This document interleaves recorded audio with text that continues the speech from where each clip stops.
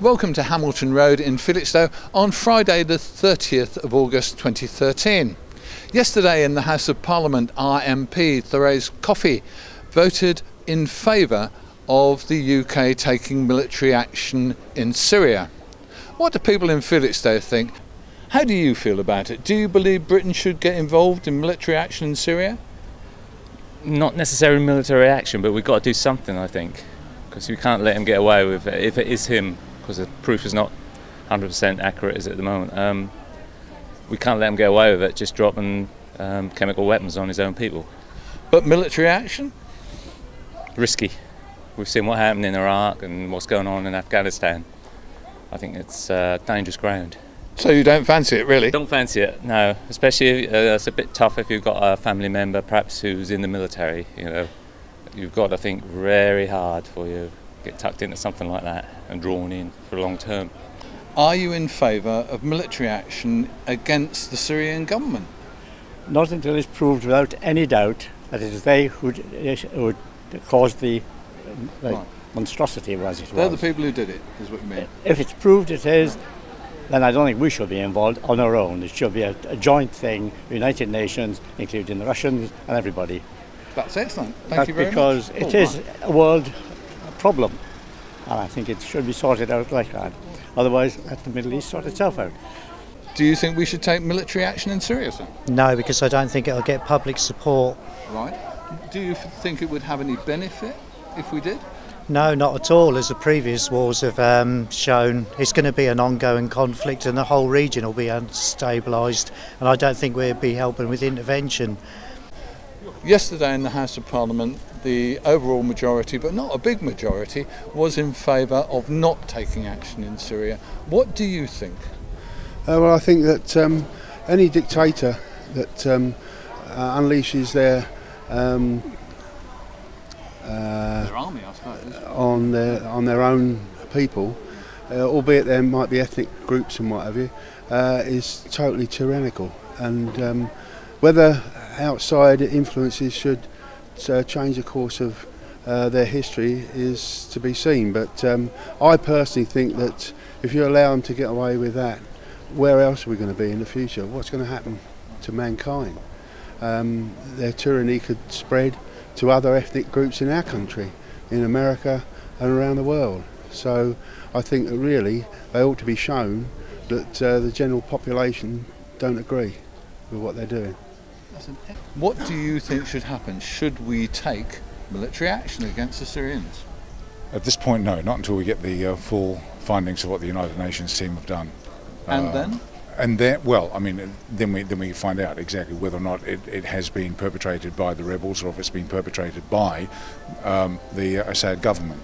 Now, I think we should be dictated to by what they find out, but then again, obviously, when you hear the news over the last couple of days or so, and also this morning, as in Friday morning, you've got a situation where the government have gone in before the actual decision has been made by the UN investigators, and I think that this is where Cameron has probably jumped the gun a little bit. But having said that, as he has quite rightly said, yes, I will be dictated to by the vote and also by what the British public say. So for me personally, I don't think we should be there. I'm an ex-veteran myself, and you know, and fought all those years ago in Vietnam, and we went there on a wrong mission, I believe anyway. And I do think that this is a situation where we have to have a measured response.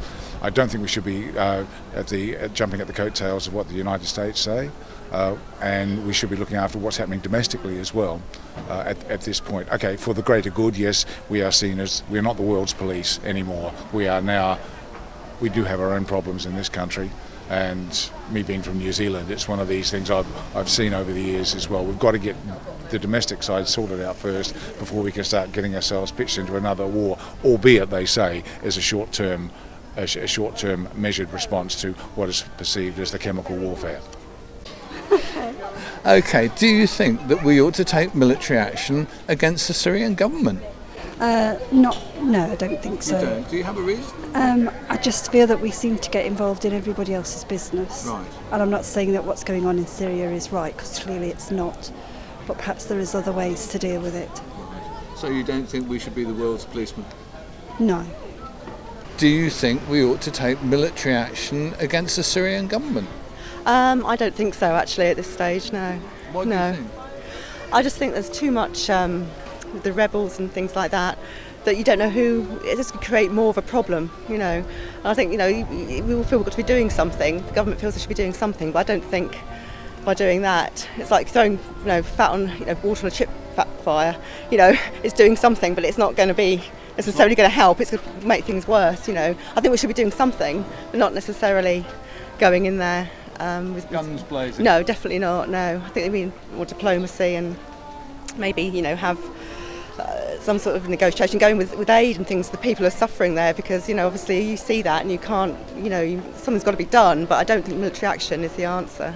I don't have a great deal of knowledge, and I think you need to know a whole lot more than I do in order to make an informed opinion and an informed judgment. I think looking at what we've done in the past with Iraq, I think it's an opportunity for us to be more careful, and I'm sure that there's a lot more that goes on politically and socially than the average man in the street like myself is aware of. So I think it's something that we as a nation, in my view, need to have far more information on in order to make an informed judgment. I think it's very dangerous to make decisions based on what predominantly is probably media driven at the moment, and I think there's far more we need to know before someone like me can make an informed judgment. But do you have a kind of gut reaction to sending our own troops in again, acting as a world policeman, when are we really up to the role?